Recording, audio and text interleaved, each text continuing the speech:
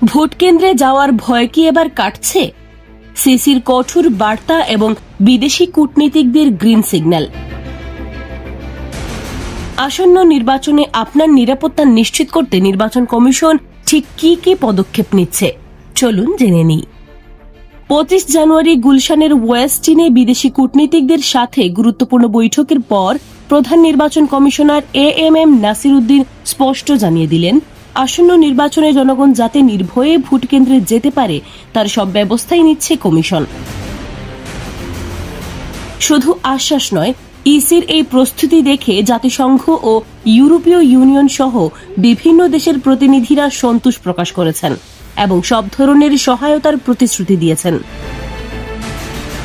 2026 সালের এই জাতীয় নির্বাচনকে অবাধ ও স্বচ্ছ করতে নেওয়া হচ্ছে নিচ্ছিদ্র নিরাপত্তা ব্যবস্থা, যেখানে চোখ রাখবে 500 বিদেশি এবং 55,000 স্থানীয় পর্যবেক্ষক।